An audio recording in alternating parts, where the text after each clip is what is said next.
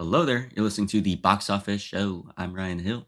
And I'm Dylan Johnson. Today we're going to be talking about the box office numbers from last weekend and our box office predictions for this upcoming weekend. We'll also be returning to the shores of Pandora for James Cameron's latest installment in his technologically groundbreaking Avatar franchise. Today we're talking about Avatar, Fire and Ash.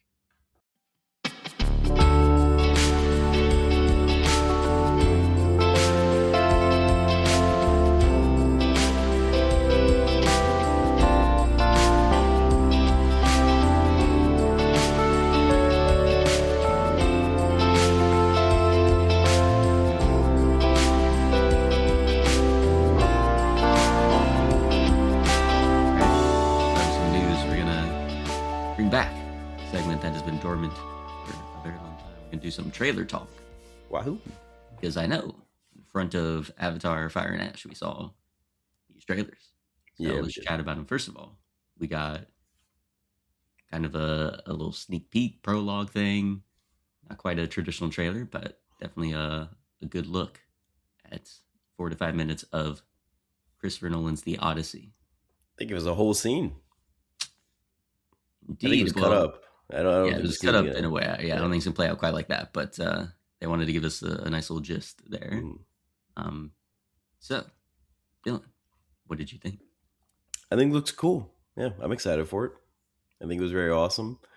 I still think Christopher Nolan's like style of filmmaking is just not something that I'm like as in love with as other people, but it is hype for sure when you're in the theater. It's just not something that like particularly sticks with me afterward, I suppose. It just feels it's like great like theatrical experiences, I suppose. I mean the pounding music and the set pieces are fantastic. People have been making a lot of criticisms about the costumes. I think the costumes look awesome. I don't know why people I care. think they look fine. Yeah. Like in this case specifically, they had the one like when the door opens Hmm. and you see that one dude standing there.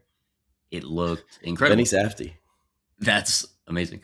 Yeah, the costume didn't look realistic per se. I mean, he definitely was walking up, and I was like, okay, this is giving some like superhero knight vibes, but it looks cool. And But so that's I'm the like, kind of that's the thing that he loves. We made this criticism when we talked about Oppenheimer of the superhero suiting up sequence that Oppenheimer has where he puts on the hat. It's like yeah, I don't know, like a lot of the modern day filmmaking like attributed to superheroes is because of Christopher Nolan and the Dark Knight series, and I don't think that was so much a Christopher Nolan superhero thing as it was a Christopher Nolan just thing that he likes in his movies. This hmm kind of style of filmmaking, and then they just happen to carry that over into a lot of what Marvel has done and a lot of what DC has done, except for I think Zack Snyder stuff. And I think maybe now looking back on it, if you watch things like Interstellar, you watch things like Inception, you can kind of feel that sort of superhero comic book movie pacing that's going on, especially in Tenet. Tenet has a lot, and that's why I don't like Tenet that much. But I'm still excited for it. I think the use of the practical sets is really cool. It has a great cast, huge budget, shot on giant IMAX 70 millimeter film cameras. oh yeah, Looking forward to it. yeah. I'll tell you what, I'm pumped. I am absolutely pumped. I'm Yeah. hyped. I'm excited for it, and yeah, the feeling that came over me when I'm there in the big IMAX theater, and Mhm. then again that sound is just pounding away in there. Yeah, yeah. My It- heart was pounding in the seat too, and I'm so like I'm intense. like watching just a clip from a movie. I'm not even like I didn't even have like the context to get to that point, other than Yeah, knowing the story of Odysseus. Like yeah, I'm just sitting here in the theater watching this isolated scene, and it's getting to me. It's like he creates an immersive theatrical experience every time for sure. 100%. So yeah, I'm looking forward to it. I believe Christopher Nolan will deliver another fantastic theatrical experience. Another trailer that we got was for Avengers Doomsday. Which one did you get? I got Thor. I also got Thor. Yeah. So apparently Steve Rogers was the first week trailer, and Mhm. then they're gonna cycle out trailers that focus on different members of the core Avengers. I think. I don't know. I mean, we're getting Steve Rogers. We're getting Thor. Who else do you think we're getting? Has it been confirmed yet? I Um, haven't been seeing if there's any leaks or anything, but Who would the other ones be? Are they gonna drop one about Robert Do Downey a, Jr. coming back? I'd imagine they do a Fantastic Four one, just Yeah. to continue off of that, and then if they really wanted to get the hype going, yeah, they could give us our first peek at RDJ's his old Or Doom. they could do X Men. That would be truly crazy, Yeah. but it would also work, yeah, because it'd be very familiar faces. And you're like, oh snap, Mhm. Logan, showing up again. They're Got doing the will return though. You know, Steve Rogers will return, Thor will return. So yeah. I don't know if they'll do X Men will return. Mm. Maybe they'll do Hawkeye. Clint Barton will return. I don't know how Jeremy Renner could. Be kind of tough, but I he don't think might. that'll happen, but they want to go for a huge again, like The having Hulk, Bruce Banner Wolverine will return. would be a big pool. Oh, could be a good one as well. But yeah, I don't know. So, what are your thoughts on Avengers Doomsday? Did it get you going there at all? Seeing our buddy Not Hemsworth. really. I'm still not that hyped for it. I just I can't imagine it being good. I can't imagine. I don't like the idea of them going back to like. I understand the logic behind it, but just going back to what kind of works of just bringing back the same people to try and redo the magic that was Infinity War and Endgame. I just don't see how that's going to work. You know, we'll see how they kind of work in the Doctor Doom storyline, but I don't particularly care anymore. And I like the idea of them trying to do something new, and they made a couple of movies where they didn't quite stick the landing, and they got chicken shit scared and ran for the fences and went back to what they knew. I think that's cowardice. So Yeah, I'm not gonna see anything new here. You know, I'm gonna see X Men, which is kind of cool to see them come back. It's gonna feel like Spider Man No Way Home again, where like I'm gonna go to the movies. I'm gonna like seeing all the people that I've seen before come back, or like Deadpool and Wolverine too. Of just like it's gonna be like a very very not so good story, and it's not gonna be that entertaining in that regard. But I'll get to see some old faces, which is like, hey, cool, you brought back this actor after 20 years. You brought back James Marsden as Cyclops. Cool. hmm What the fuck do I care? I mean, I'm never gonna watch the movie again. I'm gonna watch it once, and I'm never gonna see it again. There's no lasting impression there, as opposed to like Infinity War and Endgame, which capped off a 10-year run of movies in an isolated universe, and it made sense, and it was emotional, and it was beautiful, great theatrical experience. yeah, It's and a good cool. send off to a handful of our characters Yeah, that absolutely. are now undone. Coming back, yeah, Sweet. wasted. Have which again, I haven't seen the Steve Rogers version of that little trailer, and that he will return. But so is Do it you like care if I our tell you about universe? it? Steve Because there's a Rogers. really funny thing. Do you care if I What tell you about happens? it? Yeah. So it's just him riding back on his motorcycle, and he goes up to the house, and he walks in, and he picks up like his shield, and then it's him holding his baby, and people put over like the voiceover for like a prescription medication ad because he's just like a guy riding a bike, and then he like pulls up to the house, and he walks up the steps. It's really good. It's very funny. That's pretty good. But what is going to be the logic that they do there? It's got to be an alternate universe Steve Rogers, right? Like they I can't don't be fucking ours. know. I don't even know. So I don't know. We'll see how that plays I don't know out. why they would want him to return. I liked his ending. I thought it was good. Yeah, They just don't trust that the characters that they've established will be enough to carry the franchise forward. and they'd be right, but they should have done better than in planning all that out. Yeah, they So should just push back the next Avengers films, done sequels to all those first movies where they established those characters a little bit better with better storylines, and then you could just do Avengers films with those characters. You can bring the X Men back in their own isolated films. You can do a Fantastic Four 2 and just kind of develop the team a little bit better. You can do a couple more Spider-Mans, or like one or two with Tom Holland, where he can kind of come in his own as like a leader of the Avengers. I don't know why I'm saying all this. I don't actually give a shit. I don't fucking care about these movies at all. It's just like there's a way to do it, there's a way not to do it. And I think cheaping out for the short-term gains is the opposite of what the whole Marvel universe was structured about. It was always about building the foundation so that you could have that long-term gains of how popular comic movies were going to become. Like it was like a premonition, you know. Seeing what Christopher Nolan could do with Batman Begins and being like, okay, comic movies are relevant. Let's bring these back. Let's go full swing. Marvel movies are coming in with the properties that we own the film rights to. Took a risk with Iron Man. Took a kind of a risk with Hulk based on what the 2003 one was like. Those both worked out pretty well, and they kept the ball rolling. indeed, And they built an entire cultural trend in cinema for 15 years. They sure And did, now it's which starting is to die, and they're getting chicken shit over because it's all they have. yeah. Well, we'll see because Spider-Man is still going to do really well. We'll see whenever that trailer comes out. It's supposed to come out summer, right? Yeah. We've gotten that trailer first. That doesn't make sense, but yeah. So we'll still have that. That'll be really successful, and Another then thing about the Avengers Doomsday trailer is at the end they have the countdown clock. How do they do that? Do they give a new trailer for every showing?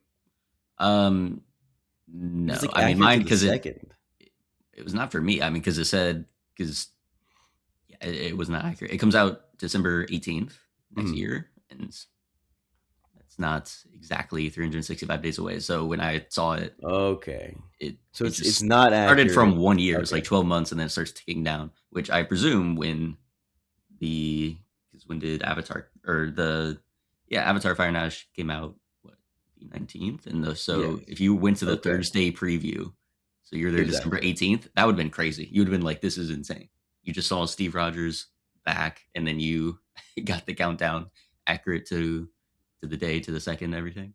Yeah, for everything else, no, it wouldn't Yeah. be accurate That for the would have same been a month. crazy. That would have been a crazy thing to sit in the theater for. See, because I found out Steve Rogers coming back on Instagram just scrolling, but to see that in theaters would be kind of cool. Yeah, that would have been awesome. That being Um, said, I really don't want him to come back. I know they had such a good enough, but we'll see how they do it. If it's a different version of the character, I'd be fine with it. If it's our version of the character that got the send off in Endgame, then it'd be very silly. And what would be the point? Mhm. Um, but all right, we also had the Mandalorian and Grogu trailer, which has been out for a little while now. You're giving a thumbs down, Doesn't look Cameron. good. It You're doesn't. not I you're not thought down that. for it. I thought that with this being the first, especially because we just talked about the sequel franchise, which was the last live action movies to come out in theaters for Star Wars. Mhm. This is the very first one to come out since Rise of Skywalker in theaters. You would think that they would step up the game a bit with the Mandalorian and Grogu. Like you watch the show and it looks good, right? It's fine. Mhm. This is like a theatrical released film.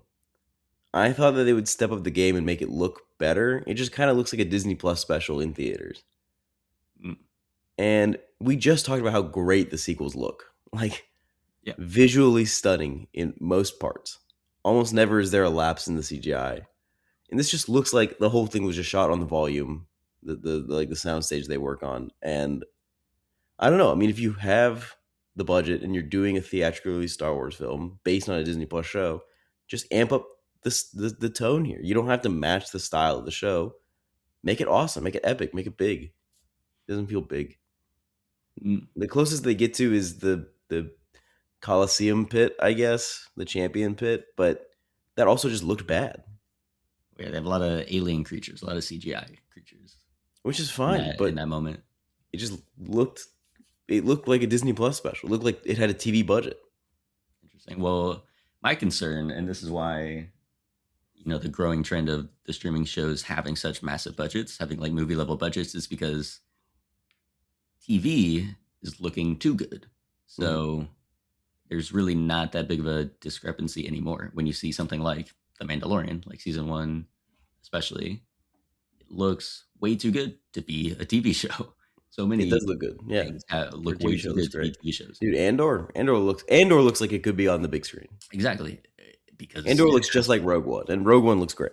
the same exact budget, more honestly, than what Rogue One had probably. And so we're at that point where again, it's like TV already looks incredible when you have these massive budgets and you have the CGI. Again, I'm thinking back to the days, remember the CW shows like The Flash, Arrow, Oh, stuff like dude, that, tough, real Smallville. tough. You're watching a TV show, right? Because it Hmm. looks garbo as far as like the CGI and effects. Um, but that's okay because you're like, I'm watching a TV show. It doesn't need to be like fully immersive, it doesn't need to be Avatar level. But now, with all the streaming shows, they have 8 to 10 episode seasons. They take 3 years in between releasing seasons.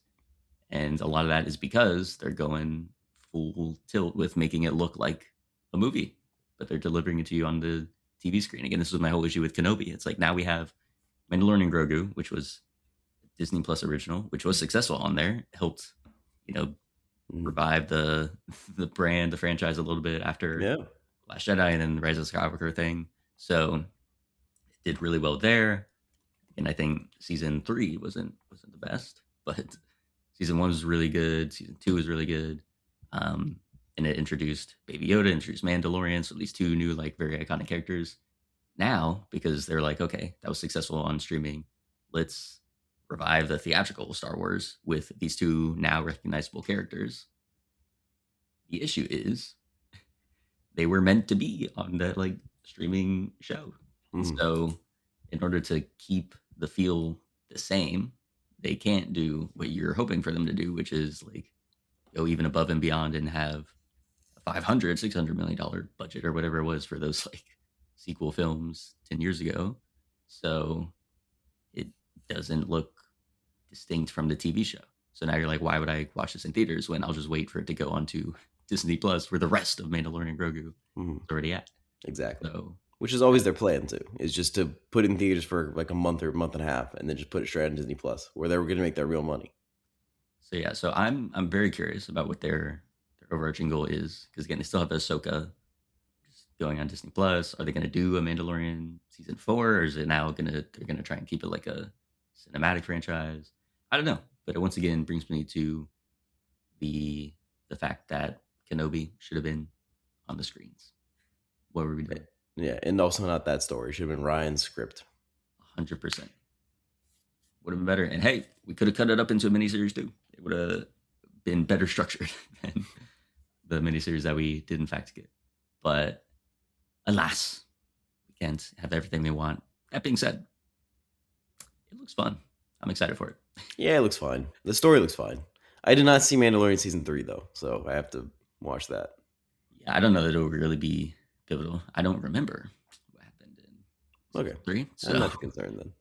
yeah, I may refresh and look up like what happened in it. But yeah, I don't think it's necessary. I think specifically because they don't want people to feel like you need 3 seasons worth of backstory to go into it. They're gonna like everyone kind of knows Baby Yoda, which is just a great example of creating an iconic character without doing much work. Just having small sized Yoda works really well, and the Mandalorian as well, like kind of has that iconic look. So I think just banking on people being like, I know what these guys looks like, and oh, it's a new Star Wars movie. Let's go see it. Mhm. I think the trailers again make it look fun and inviting, and not like again you need all this backstory. But I do agree with some of the CGI elements, some of the shots as well. It just doesn't look crazy cinematic. Certainly not on the scale of those sequels. But Yeah, I'm down for it. exactly. I'm excited. I'll go see it, sure. Let's do our box office breakdown for December 12th to the 14th. In first place, to nobody's surprise, Zootopia 2, bringing in 25 million in its third weekend? Mm-hmm. Very impressive. It's now reached $250 million domestically and has officially crossed the $1 billion mark worldwide. It's a big dub for me. Yeah, China is going crazy for this film. Let's go. They love Zootopia. So another $1 billion film added to the list for this year. We'll see how high Zootopia 2 is going to go. But yeah, definitely the big performer for your roster. Five Nights at Freddy's 2 with 19.3 million. Which is holding on. It's a better hold than I thought it would have. And it's also third weekend, I believe. No, I think that one was its second Fourth? Second weekend? Oh, still. weekend. Yeah. That's a pretty big drop. Maybe it's Wicked yeah, for no, it was- Good made 8.5 million with $310 million domestically. How does that feel for you, Ryan? That was on your roster? Or no, was that on my roster? Whose roster is that on? That was on mine. Good stuff. How's that feel? It's doing well domestically. Overseas, it has not been performing as wonderfully, so it does look like it'll come underneath the first film.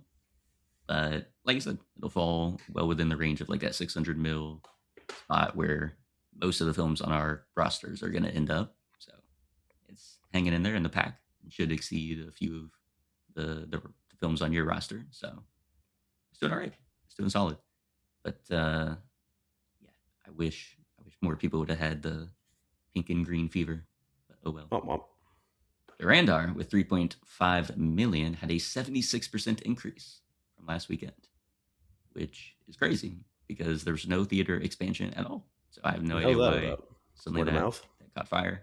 I guess so. But It's crazy. yeah, shocking to see. Now You See Me, Now You Don't made 2.3 million. Jujutsu Kaisen Execution with 2 million. Ella McKay, the James L. Brooks comedy, made 2 million. And by all means, I've heard it is not good at all.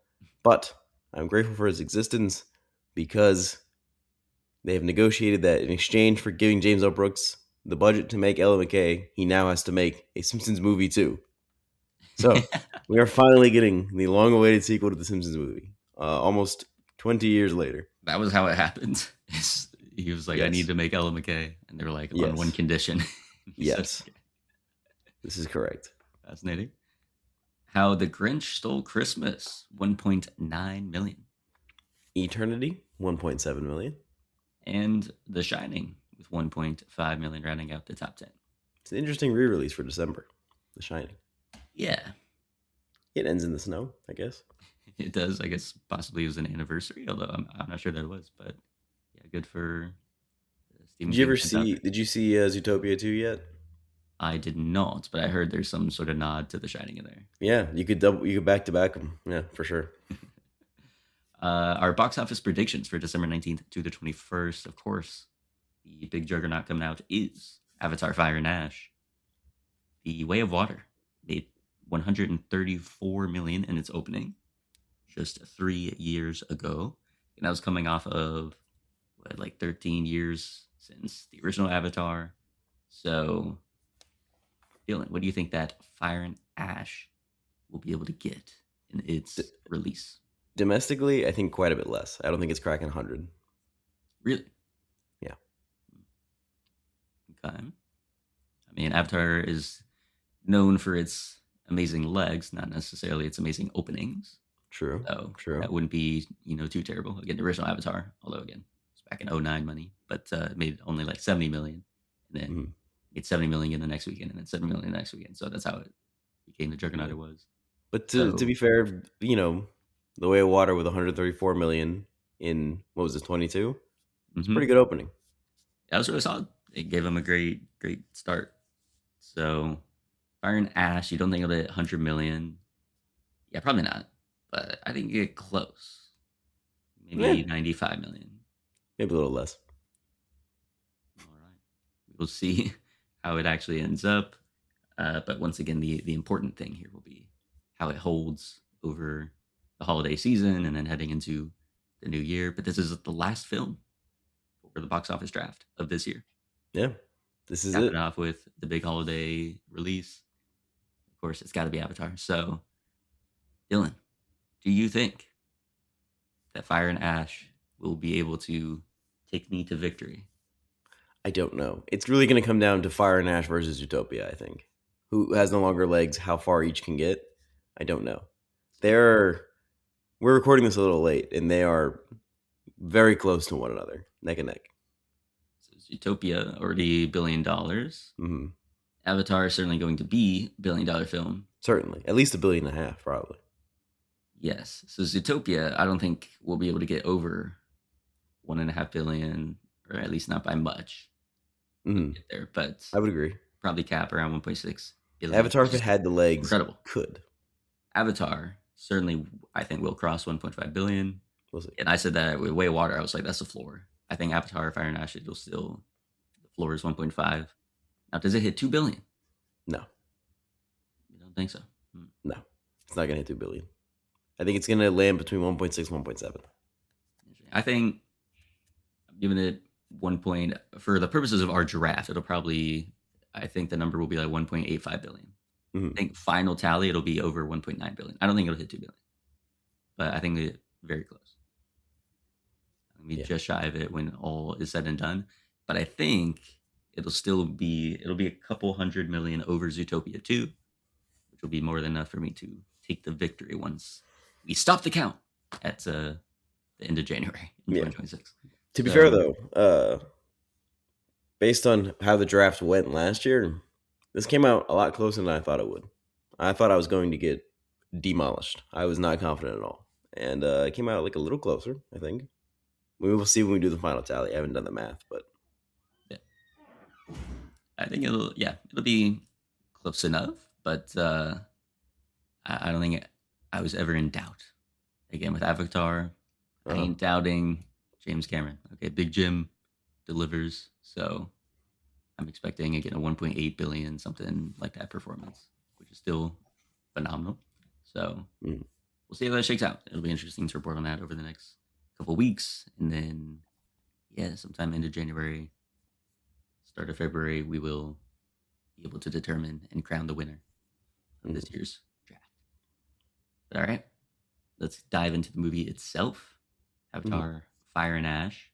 You and I both saw it in IMAX 3D. You have to. You have to. You definitely need the best theatrical experience for something like this. Be Mm. totally immersed. And so that's the way we did it. Now, what are your thoughts on the franchise overall? I remember seeing the original in theaters when it came out in '09. Yes, Yeah. sir. And I thought it was cool. I thought the 3D effects were cool. And it did not make a lasting impression on me. Dang. And I think that is kind of overall the global consensus because people know Avatar. People, everybody's seen Avatar. It's one of the most seen movies of all time. It's the number one box office of all time. It passed Endgame again, didn't it? I think it's number one again. Yeah. It it is crazy. Like everybody has seen Avatar. Everybody knows it. Everybody knows the story. But I feel like it's not like in the cultural zeitgeist enough to actually be like the most popular movie of all time. It is like the highest box office movie, but like Star Wars is more popular, Marvel's more popular. I think even Lord of the Rings is more like culturally relevant than Avatar is. So I don't know how they keep making so much Without a money doubt. on this property. Yeah, I mean it's a spectacle. It's It's the spectacle. Yeah. Just the that's the problem. That's my problem with the franchise. That is a spectacle when you're watching it, but it creates no lasting impact, which is the impression that I got watching the original Avatar as a kid and not really caring about talking about it afterward. It's one of those things you watch and you go, that was really cool. It looked awesome. Cool effects. And then you just kind of leave. And that's how I felt about The Way of Water too. It's like I think this is a step up from the first Avatar. Obviously the effects are brilliant when compared to the original Avatar. The water effects alone are yeah, revolutionary and game changing. And I don't think people talk about it enough about how great like the Way of Water was when it came out, of like how amazing those effects really were and what that's really going to do for the industry. I mean, that's like a brilliant, like he spent 10 years building those water effects specifically for The Way of Water, like all these water creatures, these water shots and scenes. Spent hmm 10 years working on that and it paid off brilliantly and it looks incredible. oh yeah, And he has some really really cool sequences in there, especially the end on the boat when they're all fighting. I mean, there's great action in it. But then I leave the absolutely. theater and I don't care anymore. I've seen it. I've seen the spectacle. I've enjoyed it, and there's nothing left for me to talk about. Gotcha. Yeah, I have always been on the other side of this. Everyone Mhm. always brings up the no cultural relevance. Yeah. No one talks about it, no one cares about it. I may not have been vocal about it, but I always had a piece of my mind in Pandora, Mhm. waiting to It's come true. back, waiting for when James Cameron would reinvite us back into that world. Because when Mhm. I saw it in 2009, I think I mentioned this in our Way Water episode, I thought it was going to be the Avatar: The Last Airbender movie, and Mhm. then blue people started showing up, and I was like, "What is going on?" But I was fully invested. Again, it was this massive spectacle, close to 3 hours, something I'd never seen before. And it's a very straightforward, basic, classic story that is being told. Yes. And I Very think true. that's also part of why it's so successful. It's very Very accessible. accessible. Very You, accessible. yeah, you just get the core themes, like it's universal stuff. And so that stuff just clicked with me. I loved how it looked, love how it made me feel, and then especially like the action sequences of that first film were incredible, and then all the exploration sequences were also amazing. I mean, we talked about this before with Way of Water when we did our like James Cameron director analysis of how he liked it as a sequel and everything. But part of that magic of that first film was the the thing that Jurassic Park does so well also is you get to explore and like have this Mhm. childlike wonder at the world, which you're experiencing alongside the characters who are also experiencing that for the first time. And then you're also able to get some like impeccable action with some great effects. Again, Jurassic Park is like all the practical effects stuff that they were able to revolutionize there. Here it's all the motion capture stuff. that they were able to do and make it feel so vivid and real. Hmm. And then you just get to have all the toys go crazy at the end. So that like massive third act battle that they do in the original Avatar. Um, I remember distinctly, like I've only seen the film honestly probably 3 or 4 times Hmm. in full. But this was one of those films that, again, if I'm switching through the channels on cable back in the day and I see it pop up, I will sit and watch some of those sequences because Sure. they always were breathtaking. But I always remembered that third act battle and just the way he was Mhm. able to have the initial highs of okay, things are doing well. The other clans come in and help him out, and then the lows of a lot of our characters start getting picked off. Mhm. Michelle Rodriguez, Yeah. geez, that tore me up as a kid. I was like, no. The The brother, the other yeah. Neytiri. Mhm. So yeah, I just remember that just being so well done. So I was always a big fan of that. And then with Way of Water, I think we both had in our top 10 of that year. Yeah, it's I think good. I had It it is a good higher movie. than you, especially. I initially I was like, I'll carve out a spot in my top three for Way of Water. I don't think it quite Mhm. made the top three, but it Yeah. was somewhere up there high on the list. It's Because again, good. it transports you for 3 hours. You're just completely locked into Pandora. And then it did a great job with showing that exploration of Pandora. Now we have Yeah. all these water creatures, this whole water tribe, so we get those new elements, I as liked a well as lot of it. I like the inclusion of the whales and the whale hunting. I liked oh my his gosh, family dynamics with his kids. I like the tension between their tribe and the water tribe. Like they yeah, had a lot yeah, of great the inclusion of Spider and Korch coming back as an avatar. Like there's a lot of great things that they incorporated in the Way of Water that I thought were interesting. And they pay mhm, off a lot of them at the end of that film and set up a lot more. And then we're gonna get into Fire and Ash, but I feel like there's not a lot of payoff in this one, personally. interesting. But yeah, so both of those films I adore. Mhm. I've always been a defender of Avatar, and Yeah, so going into Fire and Ash, I you're pretty expected hype. to enjoy it again, but I will say the hype wasn't quite as there again, just Sure. because it's hard to, in 3 years you can't really bring the hype up as a 13-year wait. They also just Um, don't James Cameron didn't bring up a lot of hype. Like, there was 1 trailer, maybe 2, and they weren't yeah, showing that much. I feel like they didn't like their advertising budget wasn't very high, you know? I think they were just hoping that the name Avatar would carry them through, and to some degree, like, for the amount of advertising they did, it's pretty amazing that they've made almost $1 billion in, like, a couple of weeks worldwide, yeah, for such a lack of advertising, just because of the Avatar name carrying them on. mhm, But still, I mean, you would think that they would do more. They'd do more press junkets. They've done, like, a little bit, but not nearly enough. I haven't seen like a lot of behind the scenes. I feel like I remember Way of Water coming out, and there was behind the scenes stuff everywhere, showing us the big tank that they were in, showing us Kate Winslet. Kate Winslet doing the 7 minute breath hold. Like a lot of all kinds of press junkets and stuff. And I feel like I didn't see much this time. mhm.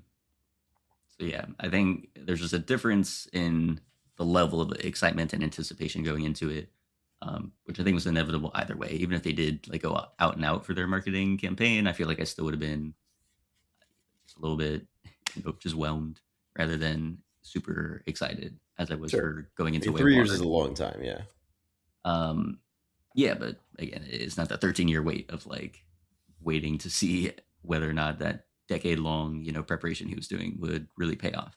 And it did. And so now it's yeah. just sort of a continuation of that. And so once again, the effects, visuals are stunning, They're brilliant. breathtaking. They're Yeah, amazing. it's a It's spectacle to be sure. ridiculous. 100%.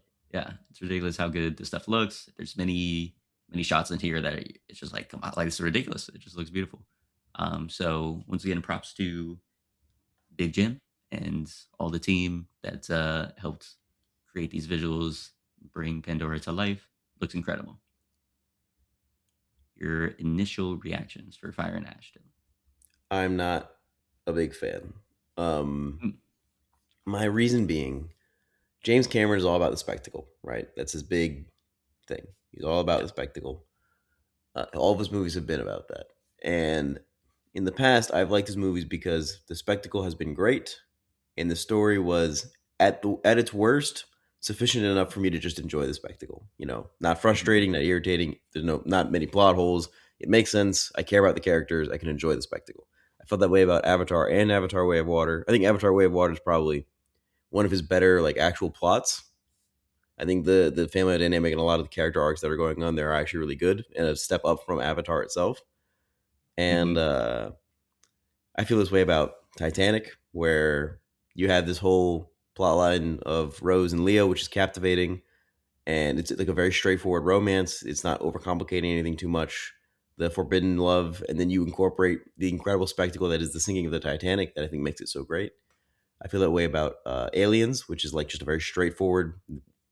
Sigourney Weaver's back. There are aliens. They got to kill them. They bring her back, and they just have really good character dynamics from that point on. And it's just a very, very straightforward, tight plot, Yeah, so they that do you a can good enjoy the job spectacle. there of I feel that way introducing about Newt, that yes, element as well. So the yes. surrogate mother, hmm It's a surrogate great choice. daughter Yeah, relationship. I think the way about both Terminator and Terminator Two of just like very tight, straightforward plot of like in Terminator One, there's a guy who is here to from the future to kill uh, Linda Hamilton's character so that John Connor can't be born, and they just run that. They just go with that, and it's fun. And Terminator Two, I think that's a step up in the plot. I think the dynamic between John Connor and his mom is definitely more intriguing than the first Terminator, but also with that, it stepped up the spectacle. And really, again, this is just comes down to just tight plots that aren't too overcomplicated, so that you can just really stuff it with great spectacle that is entertaining. I think that's James Cameron's bread and butter. I haven't seen The Abyss, but I'm sure it's probably more of the same.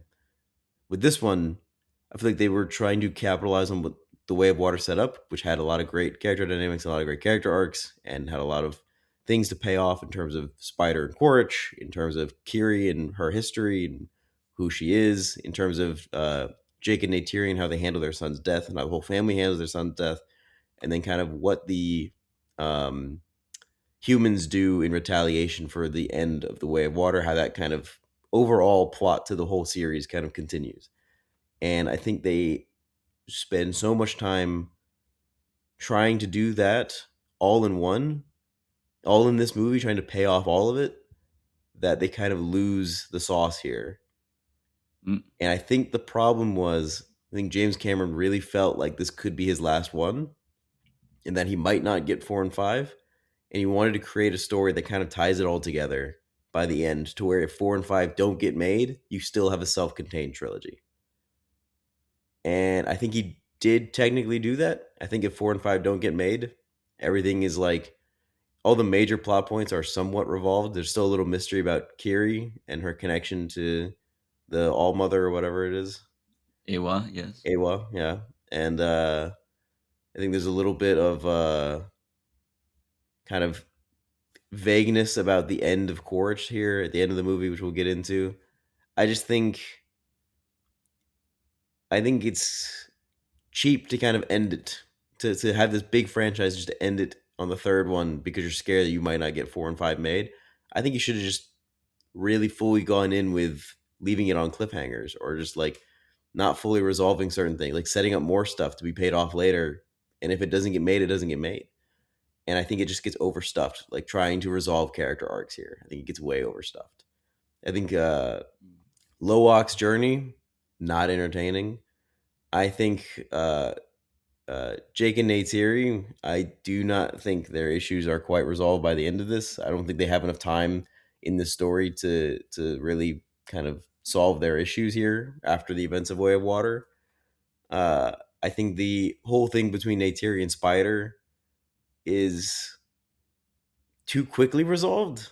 I think there's a lot of like hatred that Neytiri has towards what she calls the pink people, the humans, Yeah. and I feel like I'm confused by how quickly she rationalizes like the correctness, how quickly she changes her mind, and how quickly she comes around on Spider and just the people in general.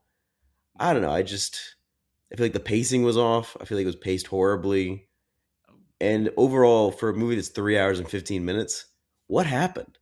Like what even happened? Spider is able to breathe now. Yeah, He has the air problem fixed. that's true. Uh, Kiri was able to finally connect, I guess, with Awa at the end. By the end, yeah. Um, Also, is this something that was established in the earlier movies that they can connect to Awa through the tree and visit their ancestors there? Is that established earlier? yes. I'm pretty sure. Yes, Yeah, yeah. but to the extent where they can just like spend as much time as they want and like fly around and Now that is a good question. I don't know how much of that was actually like because I feel like Ghost World, them being with able how to much they chill. lean into like connecting to the AWA in the tree and like seeing their ancestors, how often they do that. It's like I'm losing I'm losing the sadness of like the death of the characters of like Yeah, if it they're doesn't just feel very there. Yeah. healthy as well for their grieving process if you're able to just No. dip in every now and then. Did they Um, even die? Did they even die then at that point? If your consciousness is existing forever in eternity in the tree. Now, going back now, when the tree gets blown up in the first one that that their ancestors are attached to, that has a lot more impact now. If this is the case, if the case is that that is literally like their they're gone uploaded forever. And here's consciousness, the thing though, because we saw all the people from that first movie were chilling with yeah, Sigourney Weaver and whatever, so it how the can't be fuck are the they case. there? Well, because that tree, they connected at the end that Sigourney at least, and how they transferred Jake Yeah, did survive. yes, But the original tree that they live in, comes down, which again, that sequence was. yeah, it looked great. But that's a good question because then that'd be like a real, and then you can tie that into again the environmental stuff as well, which I think was part of the plot of the first one is like, oh, this is how we connect with our ancestors and Awa and the nature around us. Mm. Um, That's and why now it's tragic when the tree gets blown being up. straight up destroyed. Yeah. So if they're able to just hop to a different, you know, AWA hub where they're just chilling in that tree now or in that underwater plant, Mhm. then it makes it a little less, I guess, in the moment for each individual, like, I don't know, tribe that gets destroyed, it's a little less dire Yeah, because then they can just transfer somewhere else. But then that would make the whole like, okay, if you have AWA's connection or the environment gets destroyed enough on Pandora where you can't access from anywhere on the planet, then it becomes a bigger issue. Maybe that's where he's headed in 4 and 5. But I will say, I don't think that because this had to be in development for again 13 years. I don't know what he could have changed in the past 3 years to like try and cap off everything. And I don't think it because they were filmed in conjunction. I yeah, think so it I must have think he been in couldn't have his changed the mind. story. I don't think he changed the story at all. I think in his mind, I mean, obviously he changed it in the edit because every story is changed in the edit. So at some point, things were cut out, pacing was changed. That's obviously true. But I think this, what we see, it was like always in the script. They didn't change anything over the last 3 years. I think Yeah, what it is I think before James Cameron was probably thinking, I'm getting too old. I don't know if I'll be, like able to make 4 and 5 because he filmed 2 and 3 like alongside each other, right, over the course of like 10 years or so. yeah, And 4 and 5 would have had been filmed later. They haven't. I don't think they've even begun filming yet because they have to get funding for it. And so I think the thought is always, if I have funding for 2 and 3, let's cap the story off, but then leave enough threads there. If 2 and 3 are successful, then 4 and 5 can be made from what 2 and 3 were. I think was always the plan. yeah. So I And think the story he's was always like this. I think I think maybe they wrote a lot of story for this third one here and ended up being like 5 hours and they had to cut something out. And I think the cutting just wore it down. And there's just so much happening in the story for nothing to actually happen. There's so much story being told for nothing to really come through. right. I think what you're getting at there is it just feels like we're back to square one, A and little. we're kind of just where we were at the end of Way of Water. Yeah. And so we'll get into that. I think that's probably the biggest criticism I have is it does Yeah. feel like we're retreading a lot of ground, which is Did you crazy to feel that do way about in a the 3 hour third movie. act? Yes. Well, so I was Yeah. bringing up because in my head, halfway through the film, I was thinking because that first, hour, there's a big action sequence with the wind Yeah. playing and Which is everything. great. It's like this is very cool, but then I'm also like, not that particular sequence, but when they're all running in the forest, and Mhm. then we come across Quaritch, and then now we're teaming with Quaritch, and we're running That's away a with lot. Quaritch, and then all that. I'm like, these people have crazy plot armor. They all would have Yes. died at least 10 times over by now. And I'm like, again, in these big blockbuster franchises, that's usually fine. But then I was thinking back to the original Avatar, and I was like, they were killing mofos in there. Again, like every single character, Yeah. except that we were like really are connected to and attached to die, except for Jake Neytiri, and then that one human who's still kicking. He's still around. Norm, yeah. So good for him. But like Everybody they else dies, all yeah. get killed, and I'm like, that's like this bold. Like that's the kind of They because kinda lean into it at the end of this one, but the people they're killing off are very much side characters, and I feel like We there's don't care that much, yeah, but they we don't I care much about, and we don't even like get a moment, bro. When Kate Winslet's son gets shot, like her young son, like the younger one, gets shot underwater, it's like half a second. it's half a second. You feel I like was like, Michelle is he even Rodriguez, dead? her sacrifice when she knows she's about to Yes. get blown up in the airship. When the dude, which again, so cool, so dope, he's like on the airship, Hmm. sending arrows, then he starts getting taken down, and then we see him fall. And they do this a Yeah. lot. Neytiri and Jake, that we both had a very long falling out of the sky moment, but we know Hmm. they're going to be fine.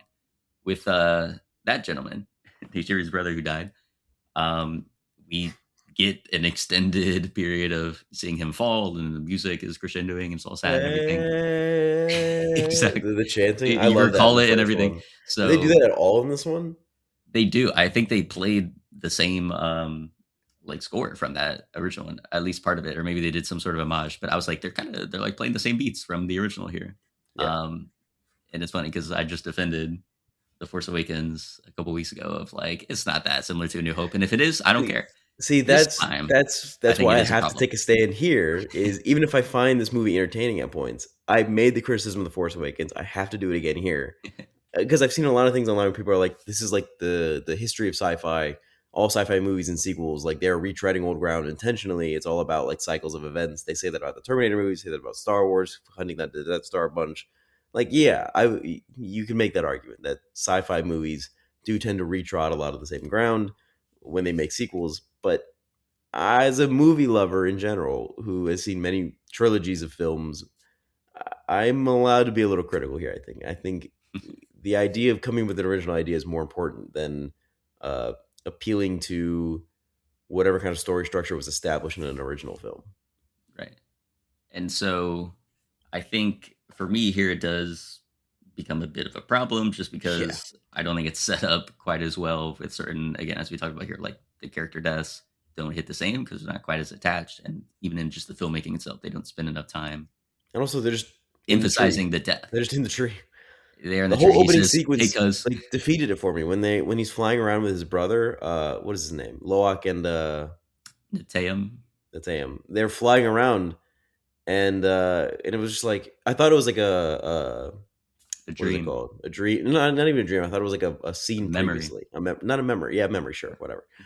I thought it was like that. And it turns out he's just like connected to the seaweed or whatever under the water and like trying to see his brother. And I was like, then I don't even care that he's dead. Like he's still kind of alive to you. He just like exists within Awa. Yeah. I don't know. I mean, I guess maybe that's why Christians are okay with death is because of the idea of the afterlife. But if you can visit Well, yeah, your but ancestors in the afterlife, I feel like it makes death significantly less upsetting. yeah, I think it'd be a much different thing if you were able to actually like commune with the dead Because the problem with anytime death you is wanted. the loss. Like it's literally a loss. You no longer have them. Mhm. And in this, you do have them at least to a degree. There's less of a loss there. And Neytiri is like, dude, she is like grieving, bro. She's like on her like last end for a good chunk of that first half of the movie. Of Yeah. like, I like everything is dead to me. My son is gone. The people have taken him. I hate everything now. Which could have I been hate all of the interesting human. Yes, had they gone in the direction of she's just like always in the seaweed. She's always visiting yeah, Nateum and that is would be now sick. neglecting Loak, who's feeling all the guilt, Mhm. Duke, who's just around. I don't know, she's just a little girl. And then Spider and Kiri, Kiri's still dealing with her stuff of not knowing what's going on with Awa and feeling strange and everything, then hating Spider whenever he's around. Um, which did she ever find out that Spider saved Quaritch or put the two and two together? Because then I think that hate would be revived. That's all Jake needed to say when he's trying to kill Spider, and just be like, "And baby, remember, he saved Quaritch." And Yeah. she would have done it himself right there. To be Um, fair, Jake also saves Quaritch earlier in this film. yeah, this is so. There's another. We're kind of scattershot here. We'll revisit all these topics, but Yeah. this is one of the issues I had as well, where I'm like, if I'm Jake, like there is no world in which I don't kill Quaritch immediately. The second we're like on the run and his back is turned, like I'm stabbing that mofo in the neck, He killed and my son. we're done with it. Yeah, he A killed my son. B was he's a villainous jerk. Like he was reveling in holding all my kids captive last time. He's still coming after me. Like he Yeah. literally just had me in cuffs and everything. Like this guy is vile. He's a Like demon. He needs to die. Jake Sully is not like he does not like have the Batman code of like trying to preserve life. Jake Sully is we got guns, let's go kill some Yeah, he's motherfuckers. killing motherfuckers. He's a Why marine, is he man. He's trying to like, spare Quaritch, who Spider doesn't even like? Like it's not even like to save Spider's feelings. Spider doesn't give a shit about Quaritch. yeah, Nobody else gives a shit about Quaritch. it's like Quaritch I, is leading the pack to destroy the Navi people. yeah, He's like yep, going to kill everybody, and then he does so at the end of the film. Like he like the military shows up without him, and then they are winning the battle, and then Quaritch comes with Varang, and the tides turn. yeah. Which I have questions about because they only had 100 soldiers or whatever. That's it seems like a small tribe. The whole like fire, Yeah, worshippers. They don't seem very large, and so I'm like, how did they? I guess again, 100 new people coming to the mix will affect things, but so much so that the entire Water Tribe and all the other clans that they brought around, thanks to yeah, Turuk Makto, which again was the first film over again. That yes. thread never really. Again, I'm like Jake, why you're scared to ride the big red, dragon again? He did Because it before. just why? It's like I don't understand what the issue is there. Um, but yeah, I just don't think those 100 people that Court showed up with would really change the tide so drastically in that way. But Yeah, anyway, regardless of that, early on, you're there with all your kids. You fell asleep. His head was down, and Quaritch was also sleeping. But I'm like, that's when you should have just done it. Like, be done with this guy. He should have been dead. You said it. You're like, you killed him. You had already killed him. You thought Spider saved him. Okay, that was a mistake by Spider. Clearly, since you just got captured by Quaritch, so kill him right there. Okay, whatever. It doesn't happen. Sure. Now later in the film, at the very climax of the film, tell me why Jake doesn't just kick Quaritch off. he's Like, trying to save him. He's saying, "Open your eyes." yeah, and it's like you have new eyes, just open them. I liked that line back when they were having that conversation earlier in the film. But now, once again, we just had where Quaritch shows up with a Varang, they kill a bunch of people, you're down and out, and he just tried to kill you once again. You have this hand to hand battle, which I thought was dope.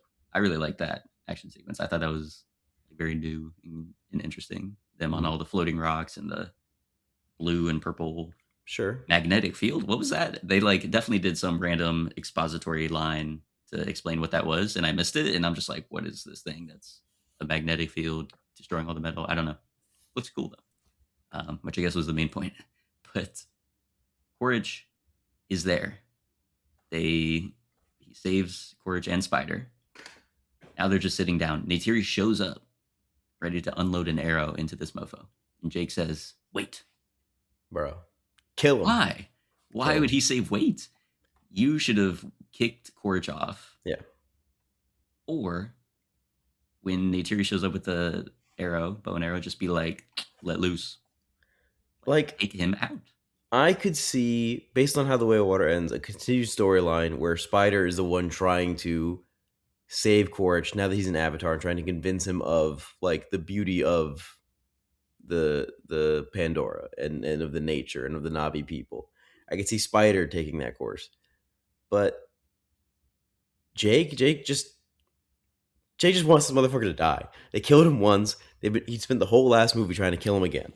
Yeah, And he just at this point just throws all of that away. I don't know. I don't know. yeah, it just doesn't make sense why he would care. Only insofar, like again, I would if I'm held captive, right? I'm in the orange jumpsuit. I'm the thing. Like, sure, I'm gonna tell Quaritch whatever. I'm gonna be like, hey, Yeah. go experience the world out there. Like, there's something bigger. That scene Don't is fall in fine. line with these people. That Like scene that is makes fine. sense because he's down and out. He's trying everything. He should have also brought up, hey, by the way, they're gonna kill your son Spider because they're gonna try and like reverse engineer whatever happened to him, and they won't be able to. They will kill him by Yeah. doing that. He should have planted that seed, but he didn't. Um, but whatever. So that makes sense when he's like held captive. You're gonna say anything. But here, you've won basically. Quaritch does a whole oh this is awkward thing as you're just standing there. Like kick that mofo off or let Neytiri execute him because you know this mofo is going to come back and attack you. And even if you don't, if you think like, oh, maybe we got through to him, maybe he'll like have a change of heart Why? Why would you want that? Like you personally, as Jake Sully, would not care for whether or not Quaritch has redemption. Because one, you're like, this isn't even Quaritch. This is a guy that's just his memories. And then two, his whole life has been dedicated to trying to kill you. You can't ever trust that like he's gonna have that change of heart. Yeah, You have to just take care of business, as he says in Way of Water. Let's get it done. Just end it. End it. Like it makes no sense that he wouldn't let Neytiri yeah, kill Jake. I would be so pissed if I were Neytiri. I'd be like, Jake, you have been bossing me around this whole time. All this stuff. And the one thing I want to do is just shoot that mofo with my arrow. And you stop me. I would have jumped after him as Neytiri and just been firing on the way down. Like, this is yeah, insane. He killed her yeah, son. yeah. It's not Corch directly. I don't know who it was that randomly fired the bullet. He's responsible for the death of him. a lot of their people. But everything that He he's blew been up a their part tree. of. He killed her father. Yeah. That too, yeah. Going all the way back to the first movie, she still got all Yeah. those grudges. Her whole family, She killed him once. tree. Let her kill him again. Yeah. So I don't know. That part really did not click. Again, if Spider was the one that was like, no, but Spider didn't even seem to care at that point. Yeah, no, Spider he wanted was him trying to dead kill too. Quaritch. Yeah, he was Yeah. like, get out of the way, Jake. Let me take a shot at him. So I don't know. It's obvious they're setting up for some sort of redemption arc for Quaritch, where he's like, okay, now I understand, and I will, It's maybe just fight against the humans in movie 5. But I think they're setting him up for like a villain, like a turn of event sacrifice, kind of like Adam Driver at the end of Rise of Skywalker. You know, that kind of like, I've been the villain for so long. My eyes are now open. I'm going to sacrifice myself, yeah, do one last good thing to redeem myself. The Darth Vader arc, and that's a fine choice to make. I especially now that he is a Navi person, like, I get it. It's easier to make that choice, mm-hmm. but I just don't see why it's Jake that has to be the one to convince him. Yeah, especially when Jake, midway through this film, is about to execute Spider. Yeah, Like, that's insane. Spider saves Jake. Then Jake, Spider's Turn on just Spider. sleeping, and Jake looks at him. And he's like, "Yeah, this child's got to go." He brings him into the woods, makes him kneel down, is doing all the sacrificial talk. I don't think this is crazy. And again, he's That whole doing like time, the Spider has to pee. dude. I felt that man's pain. I was like, this is crazy. Not even gonna let him like relieve his Take a bladder leave before he first. dies. Like, come on. You make him piss his pants when you stab him in the neck. Just so brutal.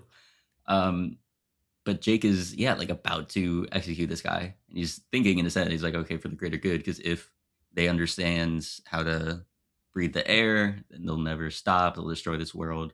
It's like, okay, those like threads are there, I guess, but why are you willing to kill this child who you have practically raised rather than kill Quaritch, who would do the same thing of like trying to allow the humans to come in, be able to breathe the air properly, destroy the world because clearly he doesn't care about it. At some point, I think isn't it in the execution scene when Spider calls him dad? Yeah, At least once in the movie. Most of the time he's saying Jake or Mr. Sully, but at one point he does call him yeah. dad. He kept going like, "Please, Jake," and he was like, "Dad." Um, Jake didn't hear it or did not care. He was full in the mix. But then obviously he doesn't do it. But there's some like a couple of scenes that are dark in this film that you wouldn't expect. Like Loak is about to blow his head off. That shit is crazy. I I was couldn't like, believe that. what is happening? I was like, what? This is what? This is crazy. Why is he suicidal? Like, I can kind of understand your brother is dead, and your father, even though he's not saying it out loud, definitely blames you. Well, then he did say it out loud. He He did was kind like, of say it out loud. Yeah. he didn't finish it, but the thought was there. And I thought, again, I like Jake as a character. I think he looks so cool in this film. I don't know what they did to change. They changed his hair a little bit, I think. Mhm. But I don't know. He does, I think, have a presence. There's been a lot of criticism of Sam Worthington throughout this franchise and through his I whole think he's career great. and everything. I think he's really good as Jake Sully. Yeah.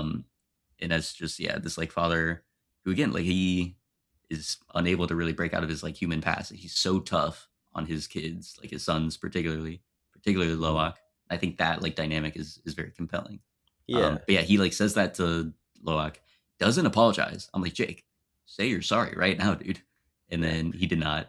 And then I just think Neytiri's like, there's "Go talk to him," and he's like, "I got nothing to say to him." I'm like, "Jake, this is like brutal, a flawed dude for sure."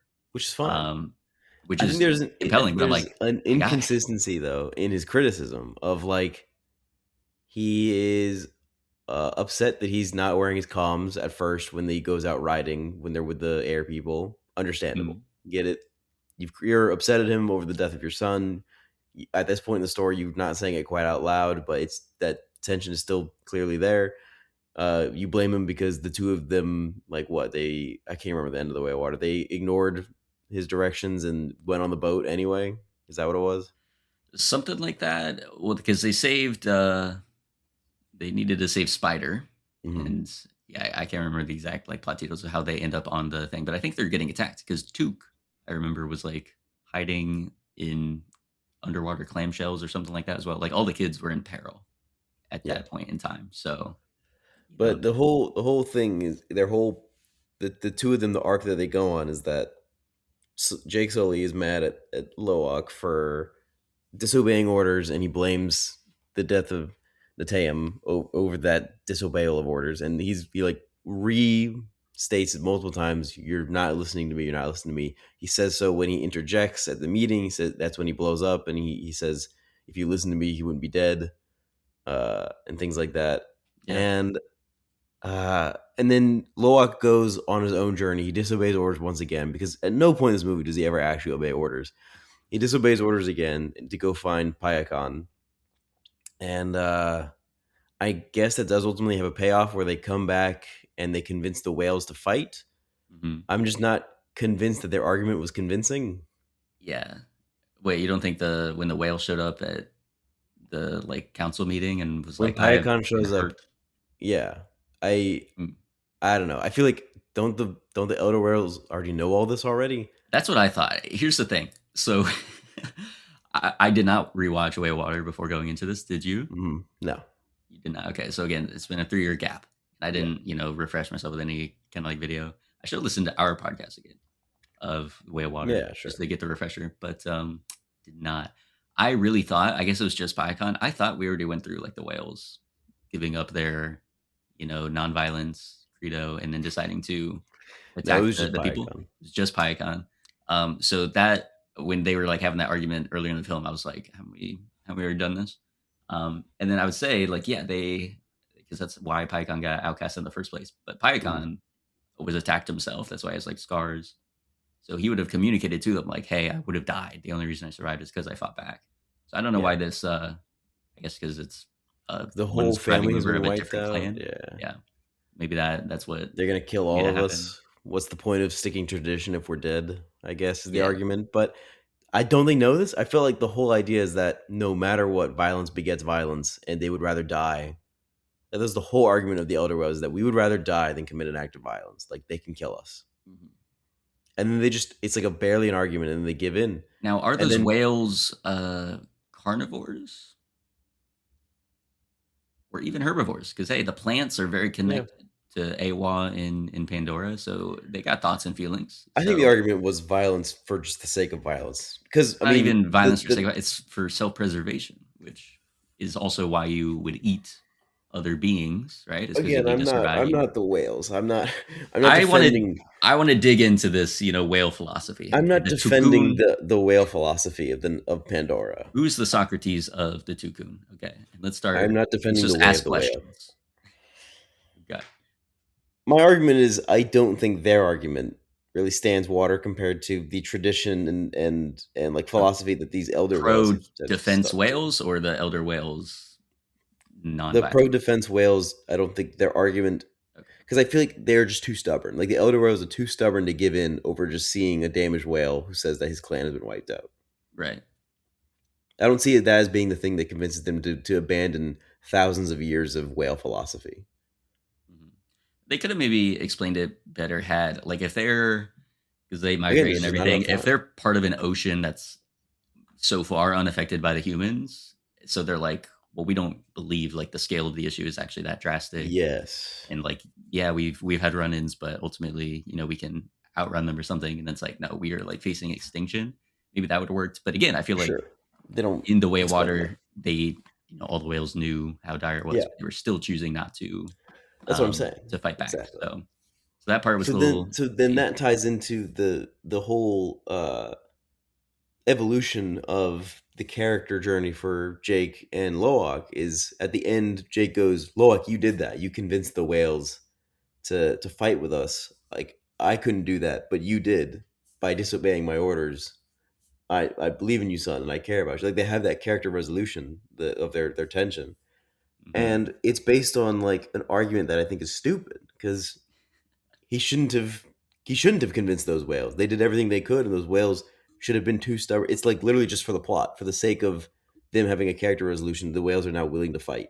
Yeah, It has no actual payoff. And then on top of that, once again in that final battle, Loak once again ignores Jake. He does it earlier in the movie. Jake says, "Stay on the ship and defend Took and Kiri, defend the girls," and he abandons them, and it causes a bunch of shit to go wrong. Right?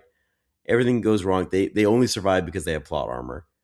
And then once again at the end of the movie, he does this shit again. He abandons Took to go fight Took and Kiri to go fight, and then they go and follow him like they always fucking do. And then Kiri gets stuck underwater trying to connect to Awa, and then Took gets kidnapped, and that leads to the entire third act climax. And so it's it like does. you're thanking your son. You're saying, "I love you. You did the right thing."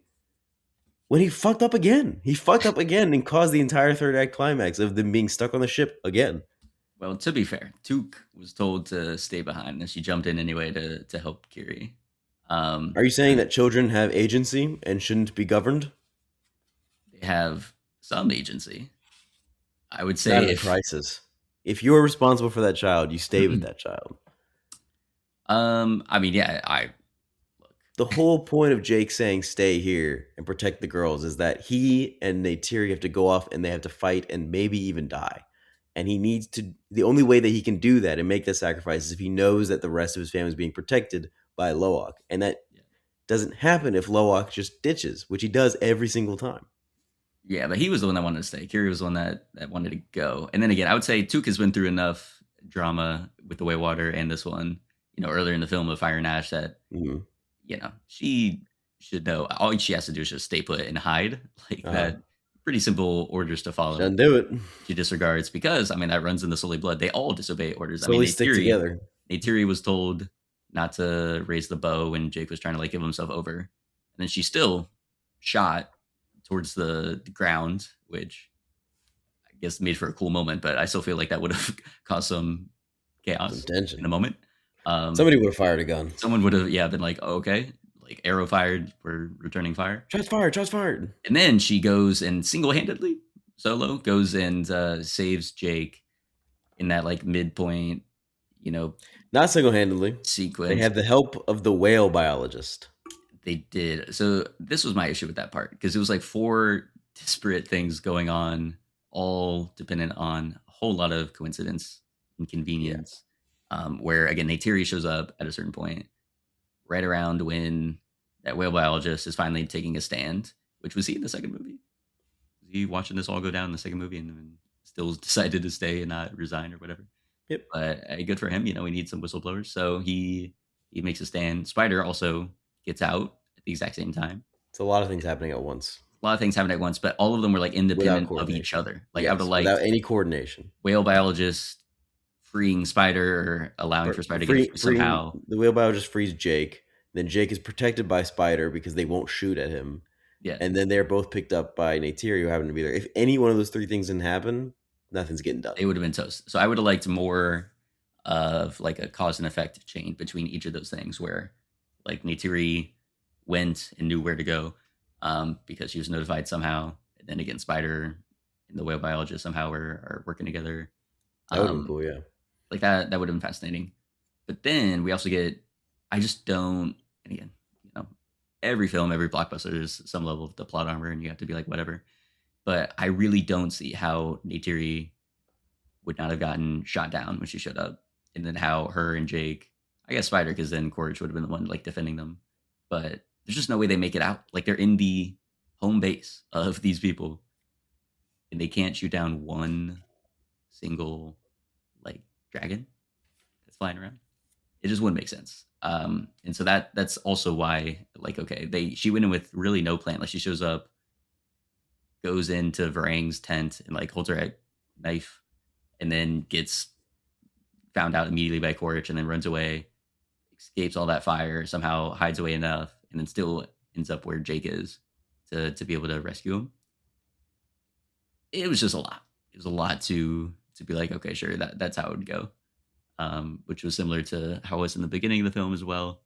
So I was rubbing up against that a lot, like Yeah. the plot contrivances and these people getting out of situations that really they wouldn't get out of. Yeah, these And that it motherfuckers just wouldn't make never sense for them to die. get into it. Like again, like Neytiri doing that on her own, Hmm. you can understand from a certain point. She's like, I'm gonna save Jake and everything, and it needs to be done. But she didn't even know like that he was about to be executed. She didn't know the timing of it. She didn't tell anyone. She didn't have any backup plan. She didn't like. What about your kids? She's Like if you winging it, went and bro. you She's died, fully winging it. and all your kids are just like, okay, now we lost both our parents or whatever. Like I don't know. It just I feel like It could that have been should have like been a better planned. coordinated breakout effort, which Exactly. would have been more exciting to see.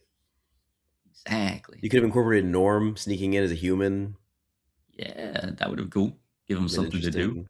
Do a Trojan horse situation with the Navi. Have them all painted red to kind of blend in. Yeah, that would be nice. That would have been my Um, pitch. I like that. I like that a lot. So that was like one issue there as far as like the action sequences. The other issue I had was what you were touching on with Loak and his character journey. Loak narrates this film. Yes. So instead of Jake, we've now given over to Loak, which I was very hyped for in the beginning of the film. Because in Way of Water, Loak, I mean, it was still kind of Jake Sully's movie, but Loak was really like the character that had the most growth and everything. Hmm. And I really liked that character. Yeah. His journey with Pyakon, where they're Yeah, both kind of these outcasts. Great. he's the outcast and everything. In this film, they do the outcast line where he's like, "If he's an outcast, I'm an outcast," and I'm like, you did this last movie. Like, did we not go Yes. through this where you were like, I feel like an outcast, but we're brothers, and now we're okay again? So I don't know. I feel like they retread a lot of the ground with his particular character arc, and I thought the way they were setting things up in the beginning, again, Jake is like, you fumbled the bag, you don't know what you're doing, you're irresponsible, blah blah blah, and again, he hadn't said it yet at that point, but the message being like, you are why your brother died. Loak himself Hmm. already feels that, as you saw in the opening scene. Yep. So his journey of being like, now they crash, he has all the kids and he needs to protect them, and he needs to take on this leadership role, take on all this responsibility, like find a way to, you know, learn how to be Hmm. in control, be a leader, be the big brother. I thought that was going to be such a cool and compelling character arc for him to go Yeah. in this movie, and it And then his is not dumbass the gets arc caught. that they do. Yeah, His he gets dumbass gets caught. caught, and then they have to get saved by Jake and Quaritch working together. Exactly, which is sure, whatever. And then he leaves to go and do PyCon stuff, and then his girlfriend and the other teal avatars show up. But like it could have been so compelling to have him go through this arc of, I need to be the big brother now in the shadow of Niteum, who's just gone. So I need to protect my family, make sure they're okay. How can I do that in a way that one fits in with like my beliefs, right? Because obviously he has strong ideas about PyCon and how PyCon should be treated. But then also being faithful with his duties as a family member, right? And protecting his siblings. Hmm. So I thought that would have been so cool. And I feel Yeah. like ultimately it just wasn't even Loak's movie. Like he's gone for a big portion of it. Yeah. He goes out. We see him like go out on that one fish creature.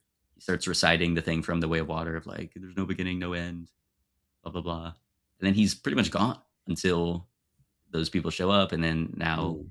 PyCon comes over. So it's like he didn't even have that Yeah. difficult of a journey Because there's a to whole get to huge PyCon. chunk where it's all about getting Jake Sully back. Exactly. Because Jake Sully gets taken. So it's like, what if That's a Loak whole was a hour part of of the that? story. A part of that storyline somehow. That could have been compelling, but he was just out with PyCon, and then the only thing that happened to him, the only change really, is he got sunburnt a little bit, so we can see Navi get sunburnt. He had a bit of purple shade on him Hmm. rather than his normal blue. Um, but I'm like, yeah, I just don't see. And again, obviously, it has an impact since they convinced the whales.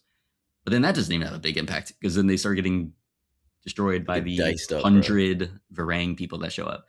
Let's talk Yeah. about that. We sort of skirted around. There is one new element. We saw Mhm. the wind people. The Wind Clan with the sky jellyfish, that's very cool. Looks amazing. But as far as like another new element that was introduced in this film is the enemy Navi, this The namesake of the tribe. film. Yeah, the Fire and Ash people. So they are led by Varang, and Orch gets in the whole little, I guess, mutual beneficial relationship where he's going to provide guns and flamethrowers so that they can spread mayhem around the world. Like, I guess her issue is the volcano destroyed her people. So now she's mad at Awa, doesn't believe in Awa anymore, and then also wants to just cause havoc against every other Navi tribe. Or is it world domination, or is that what? Again, they seem like a very small tribe as well. So I'm like, why are they? What is the end goal here?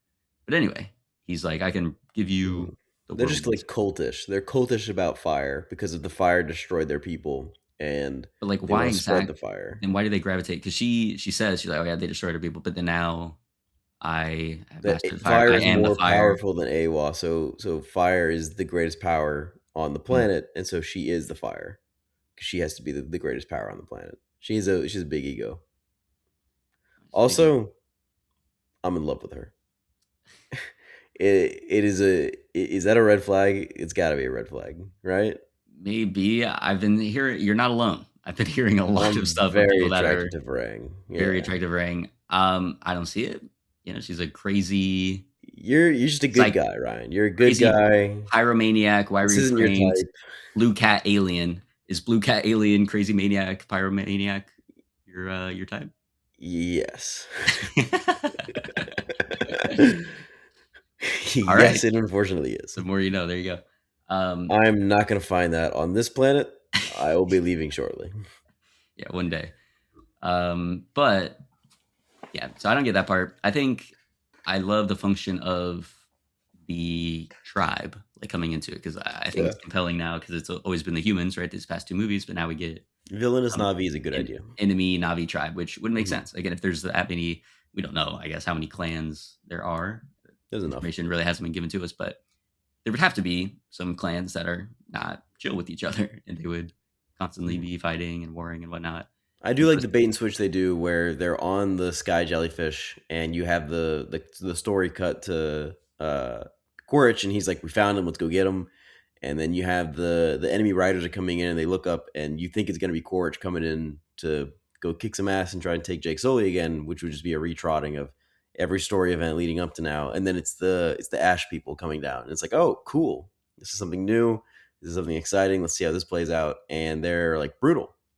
They're very, very brutal. They're stabbing Intense. people. They're shooting them right out of the sky. They're suicide bombing, which is awesome. They are like tearing down these jellyfish. I think the entire idea is just to. They're like they're raiding the convoy. You know, they're trying to get the goods, Yeah. and it's Which makes awesome. I sense. think it's a cool idea. And so yeah, I think it is very effective to introduce that element, and then having Quaritch, come in and provide them with all these arms and whatnot, so that he can make them, new soldiers for him, basically to finish this vendetta with Jake Sully. But then the two things, so her power to like grab information from people by connecting her tail to their tail or her I hair, don't get or it. what do they call it, the cute thing. Yeah. I don't get how it How did works. I she thought that's master how they that? had How did she do sex. that? Yeah. So she's I thought that's how they had sex, and also she does sexually that to like assaulting them. yeah. She does that to children though. She does it to Kiri. It's not what Kiri does to her. Isn't Kiri that does it to her. She gross? does it to Spider. So Yeah. Also gross. interspecies now. I mean, this is what's going on. So Hey, love is love, man. Okay. that got The cut problem is from that the he's a first movie, though. child. Okay. I don't The think we problem is that he's saw. underage. I mean, that's a problem too. I think because in the original Avatar, did we actually see Neytiri and Jake like connect their Yeah. hair tails like That's that? their love scene. Is they're in like the It got jellyfish shortened down things. or something. Like Cameron had a more intense version, I think. I think he did, but I think that at some point they do like they connect their tails and because that was the whole joke is that they're having sex, but then that's also how they connect to the animals. So they're having sex with the animals. That was what everybody said when the first one came out. Was I think it's just multifunction. yes, absolutely it is. But in the case where you're connecting it to people, are you saying that you can choose to have sex with somebody with your tail, or you can choose to dominate them with it? because the domination that she's doing is obviously non-consensual, right? Does that Yeah, imply that you could have sex non-consensually by tying your tails together too?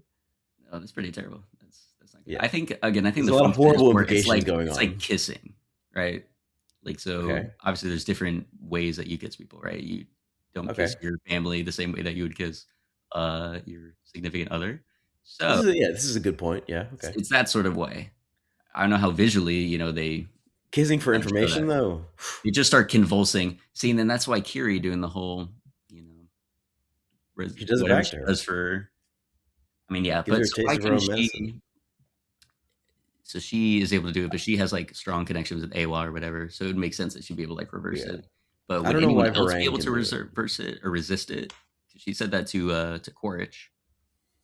He was like, She gets pretty I guess, much powerful enough everybody to in the resist it. movie. She does it to she's a spider to Quaritch to uh the one tribe's leader. She does it to a lot of people throughout the movie. And so it's kind of like she also does it to her own people. Remember, in their like the right before they do this, they're about to do the sacrifice. She's doing it to her own people out of like deranged pleasure or something, like power dynamics.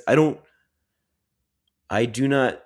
We lost the thread on the tail connections a little bit in this movie. Yeah, what does it mean? I What thought it does was like literally just a connection, and now it's being there's too many functions for it that I'm just now getting confused.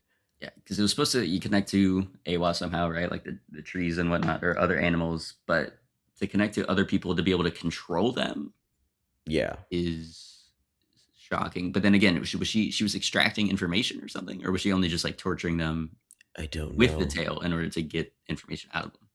I don't know. That's a whole different thing too. We lose the thread a little bit on the tail. It just becomes like a multi-function plot piece at this point.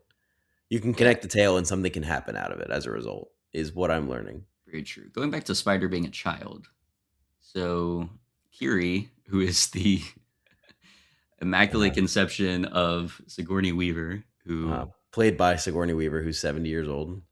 indeed, and Jack who at least Champion, at the who's time when she 14. was the character was 50 mid 50s or whatever in 2009. So Yeah. and everyone knows that. Yes. And so again, is she the like spirit or the consciousness of the Sigourney Weaver human character that has been passed down, or is her brain and her understandings and everything entirely her own? Because she sees Ghost Sigourney Weaver, who's part of Yeah. the movie somehow. How does that make sense? 'Cause she's totally Don't even human. know. She doesn't even have the Don't even spider know. connection. So You would is think that Kiri, if she was in that tree, we would have seen her in the way of water at some point. yeah.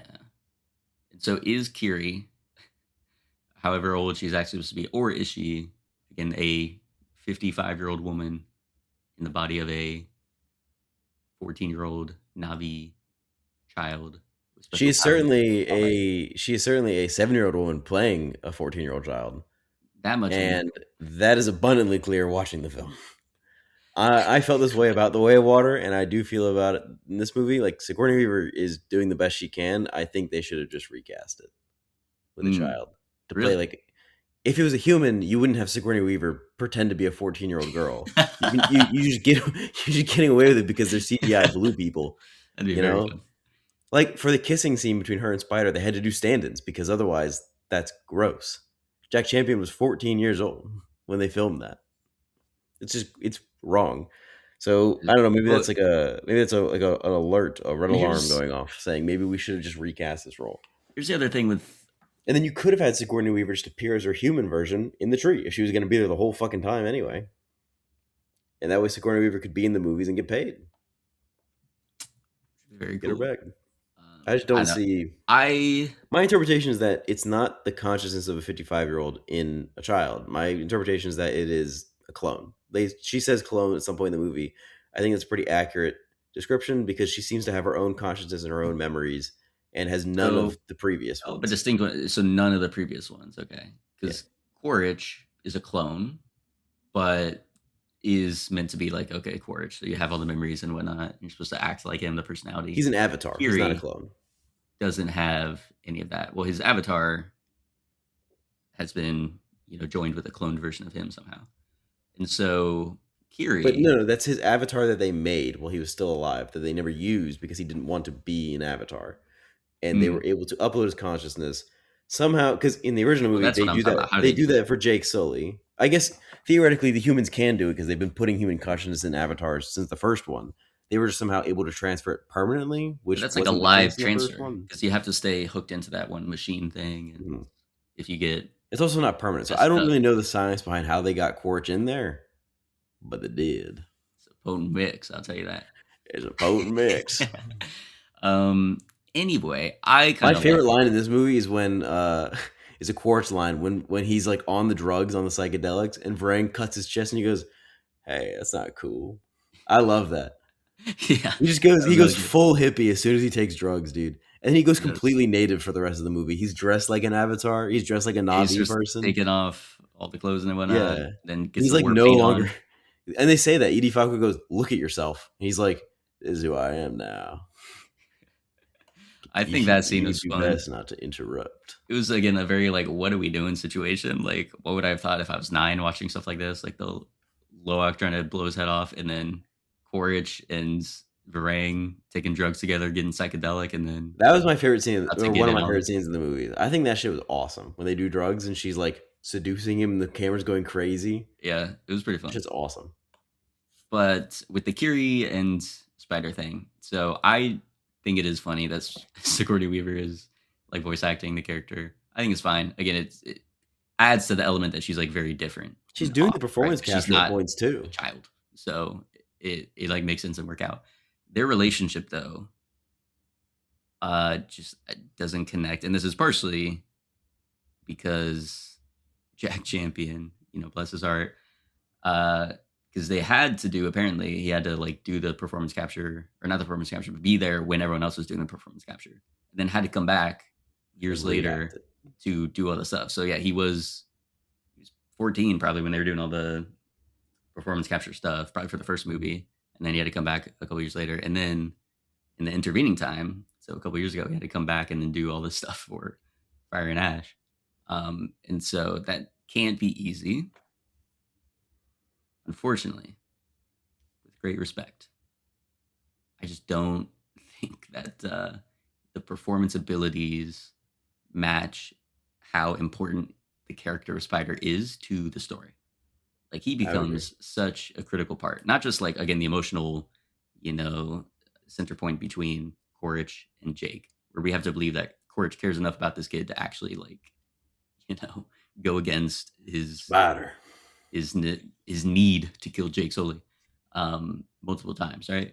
And then also we need to have him have this romance with Kiri, which again, tough having Sigourney Weaver, again, a 7-year-old woman try and have chemistry with uh, a teenager. Um, I don't think that quite works. And No. then his like Her goofiness calling to him try and Monkey have it. Boy, I cringe every time. His name's already Spider. Like, why are we giving him another nickname, Monkey Boy, based on what? Like, why? She doesn't know what a monkey is. Yeah, She's doesn't never make seen a monkey before. Where did she learn this word? where have they even seen spiders? I don't know. So it just doesn't Spider. make sense. Very confused. Is his birth name Spider? We do see his No, no, no, name it's not. somewhere, or was that in quotation marks? What is his name? Spider's in Oh, his quotation name marks. is Miles, which is Miles Yes. Court, Yes, which is he's funny. named after Quaritch, yeah. Um, but yeah, so then that doesn't quite work, and then he's asked to be like very goofy and a lot of times. Like there's the one where he's saving Jake, and he's like yelling at the camera, like the gunship that's pointing at him, and he's like being all goofy. Mm-hmm. And then same thing when he's like, "Oh, I need to pee," and he was gonna pee into the stream. Which like, bro, what the heck? And he's like, "Oh yeah, Yeah, let me this drink is first, and then against. You never pee in the stream. You pee in the ground. Why would you pee in water? yeah, that's terrible." Horrible. But it just doesn't quite connect. Like any of that stuff, I just don't fully believe it. It always feels just a little bit awkward, a little bit out of Yeah. place. And then even the Jake and I mean, it can't be easy. It can't be easy doing all this stuff because you're doing the live action scenes and there's nobody there. Because yeah, you've already done the performance capture stuff. They've already captured it. There's nobody there now. It's just you and then like stand-ins. They're not bringing back uh, Zoe Saldana and Sam Worthington to film the spider scenes. yeah, they say that they have the stand-ins, and then they have the monitor at the height that the Navi should be, and then they have like they play back whatever the motion capture stuff was, Yeah, like no, that whatever the can't face be cam easy. was for the people. So he's like reacting to videos of the people. Oh, yeah, Um, that's not easy. so it's not, yeah, not an easy thing. So he has a very tough job. And so I can't like blame him or fault him for it too much, but it just does make it difficult when again we're having the Jake trying to kill Spider moment, and yeah, it's like still powerful enough because you're like, oh, this is like crazy to see, but you can just imagine a version of that where the performance is hitting much more, where he's like distraught and desperate and like finding back in some way and like pleading with Mhm, Jake and calling him dad and everything. And then you're just like gutted by it. Here, mhm. I was intrigued because I'm like, He this is a gives in wild pretty thing to quick. put in here. He gives in But and he goes, "Do it." it's like, okay, do it. Yeah, I would never, I would not. I'd be like, I'm not going to release you from the guilt of literally slitting my throat right here. I'd be like, bro. Mhm. So yeah, it's just, he's such a critical component of these films. And I think it's too big of a burden for him on his shoulders. I mean, Yeah. maybe, but that's the thing though, because he was definitely older in this film than he was in Way of Water. So it's not like he filmed it all when he was 14. Mhm. When we go into these next films, they'll have to be older because they did film, I think, part of maybe the prologue of Avatar 4. Okay. But then the rest I of it think is the going to be idea like is, a time isn't there skip. supposed to be a time skip? Yeah, I was Yeah. gonna say there's a time jump So there. I he'll think come back older and then maybe. they bring back Quartz, another clone. I can't be killed.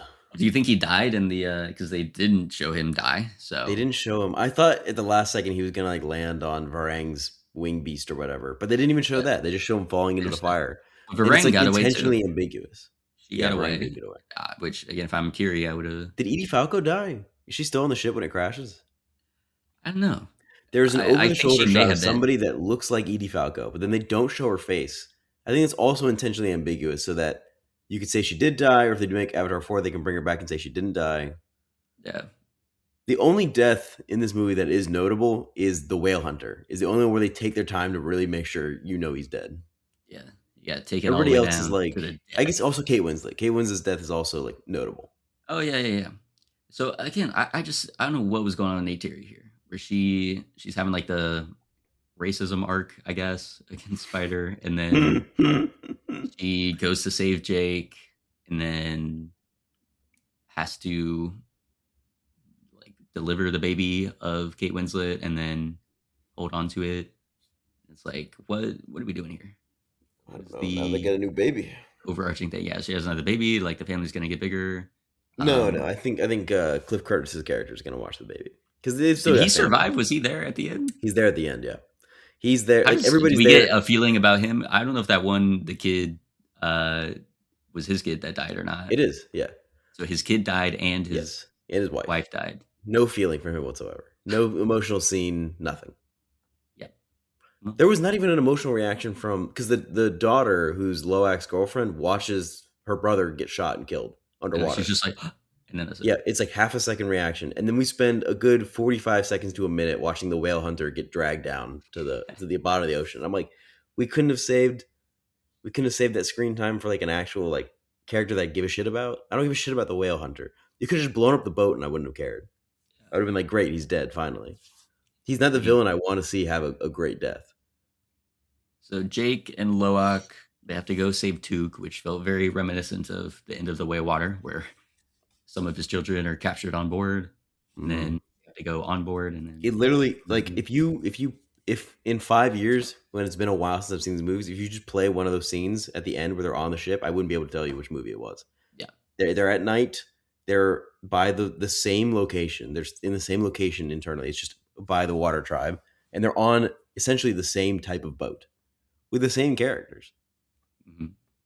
It's There's no way for me to know. very the same. And then the other thing was, I felt like Jake's uh his like coming around to his son, where he's like, Mhm. again, I'm proud of you, I believe in you, blah blah blah. Uh, I still feel like The Way of Water also had done that beat where Loak helps Mhm. save Jake when the boat is sinking, and Loak helps calm him down and does the whole the mantra of the Way of Water thing, and helps Jake breathe. And then Jake is like, "Wow, you like saved my life there. Thank you so much." Like, I feel like that moment we already had him Yeah. like coming to an understanding with his son, and it felt much more powerful than the one that we had here. Um, but then yeah, so then they raid the ship together, and then just Loak, because Kiri is really the one that like, gets Varang away. Loak picks off all the like surrounding Navi that are there. But then I forget like what actually happens with Loak after that point. Does anything? Because Kiri Uh saves Neytiri and Took, and then they're mhm. all just sort of there. And then somehow they end up on the They dragon. Neytiri says go with your brother, and Took and Kiri get on the same winged beast as Loak, and they ride off while Jake and Spider are fighting Gorge. But then weren't they? Didn't they show up there with Quaritch at the end anyway? Like Yeah, Neytiri I think pulls up, Loak is and then they're there all for there. that part. Interesting. They all show up. I think If I was Loak's there. Loak, I would have shot that mofo too. Yeah, for real. You killed your Honestly. brother. Kill him. Yep. So interesting. All right. Any other thoughts about Fire and Ash? Do you think there's going to be a fourth and fifth one, based on how the box office is going and what they need to make, and James Cameron's hesitance to? He already said he's going to call a press conference if they don't get funding, just to tell the stories. I think they're going to do 4 and 5. I just don't know when, but he needs to I think it's getting pushed back. film them back to back soon. I think Yeah. there's going to be a gap. We won't see it probably till 2030, 2031 maybe. But Mhm. I mean, no one's getting any younger. Again, they had to do the time skip because all the kids are getting older. But it's gonna be a situation where again, Spider's gonna be a grown man with a beard, and what's gonna happen with him and Kiri? Are they gonna have kids? Dude, that They're would gonna go be the crazy. What is that going to look interspecies. like? You have anything else to say about Avatar: Fire and Ash? I do not. So for Avatar: Fire and Ash, ultimately, I still think it's a solid time in the theaters. I think it's a good movie. Yeah, Enjoyed being with these characters again. A I lot of would agree. action is pretty good. If some of it redundant, I think a lot of the visuals are amazing Stunning. as always. We'll And then say I the frame rate was fucking me up though. mm, At yeah, some there's times, some there were odd sometimes moments. where I was watching it, I I was don't get like, it. dude, I'm just watching a video game right now. What is happening? Anytime they did the POV shots, I'm like, please stop. Uh, Like when Kiri was leading Spider through the tree world or whatever. like the Um, brief images of like the sun like disappearing were mm, awesome. Like the shimmering sun in the yeah, that distance. stuff's cool. But yeah, definitely some video gamey elements in there. Yeah, And then I just think the plot beats. There's a lot of stuff that was just it felt like recycled from Way of Water, yeah. and then even some stuff recycled from the original Avatar. Which It's is why I feel like so nothing fucking happens in this one. yeah, it's like we go back to square one. Like again, I forgot. Again, I totally not realized that the Water Tribe people were against doing the guns. I thought had already like resolved that before. Again, I thought the Yeah, Tukun had already got into the fray, but apparently not. So it's I like thought we were just done with the water people in general. Like they were just going to be side characters, and it just felt like another extension. It felt like the fire and ash part of it wasn't really even a part of it that much. It felt more like the wave water that's part what I'm did. saying. Yeah, the Fire and Ash wasn't that prominent. The Water people weren't all that prominent. I would have liked more from Loax, girlfriends. Yeah, I would We agree. don't even get the two sons because they were like bullies in the Way of Water, but then they were Mhm. like chill with Loak and Nitam afterwards. But then again, they didn't really do much. They go with on the journey and they're like, we will also be outcasts, which is like cool, I guess. But it's like I don't even know their names, so um, they just didn't really have much of an impact. So yeah, it was an odd experience of like going through plot beats that felt very similar to Way of Water that I thought were already resolved in Way of Water, Mhm. but turns out weren't. And then so we're just like doing a slight extension of them in here, Yeah. which yeah, just Also, didn't fit. not gonna lie, Kate Winslet's character going into battle while she's in contractions, crazy choice. Why Yeah, would they she got do that? flack the first time in Way of Water for her going into battle being pregnant. Um, which again, I agree. I guess there's precedent in real human cultures, but I would just say, if you're If you're about to prego, like you're having contractions, you're probably about to yeah. go into labor. This Maybe time, don't. yeah, when Maybe she don't. literally has contractions, it's like What if this Neytiri wasn't there? not That an child's idea just dead. for sure. That child's slipping So into the water and drowning. I think she didn't get shot, in the belly or something. So Yeah, for real. that, yeah, was a little odd. And then again, the whole Quaritch thing, I like Quaritch. I like they brought him back. I love That's Stephen right. Lang. I think he's a great villain, Great very character. fun dynamic. There's no reason why Jake Sully wouldn't have killed that man twice in this film when he had Yeah. the opportunity. So how many sky jellyfish out of 5 am I giving it? 3.5. It's a good I'm movie. It's a giving good it time, but I'm giving it just that's three. just Just hitting it with 3. three sky jellyfish. A bit of a drop from Much of a drop. The Way of Water from us. I think you gave it a 5 and I gave it a 4, I think. I gave it a 4.5. Okay. And then I think you may have also given it 4.5. I might have. I was between those two. It was good. It was my favorite of the 3, personally. Yeah, I'm still riding on the original Avatar train. I just think it's great. But Way of Water, again, it was awesome. So, the Way of Water, they crash a train, though. And that shit is sick. You know I love a good train crash. For sure. But Fire and Ash, I still think worthwhile. Still think you should go see it. Still excited to see what comes in this franchise. It's just not fun unless it's in theaters, if you ask me. Yeah, I will say I wasn't compelled to rewatch Way of Water because it would have been at home. And so I'm like, I can skip it and just go in blind to Fire and Ash. That's the problem with a spectacle, is you want it to be a spectacle, and you can't really make a spectacle at home. That's how I feel about Interstellar, too. Bro, you put Interstellar in IMAX, I'm there. I'm seated. I'm watching it. Yeah. You say, hey, let's do a movie night. Let's watch Interstellar. I don't know, man. Let's watch something else. Wow. I don't know. I feel that way because I do love Interstellar and McConaughey and Murph. But Murph. Let me leave, Murph. It's 1,000% better when you have the IMAX re-release. Yes, it is. It's goated. But also, it's not a bad thing. Movies are meant for the theaters, and when you make one that's so well calibrated to the theatrical experience, I think that's just a sign that people need to go and see it as intended. I agree, 100%. Well done once again, James Cameron. We never doubted you. I doubted you a little bit, but you came through in the end. That's all the time we have. If you'd like to give your thoughts on the show, you can email us at theboxofficeshowpod@gmail.com. Our main title theme for the show is Sundown by Joseph McDade.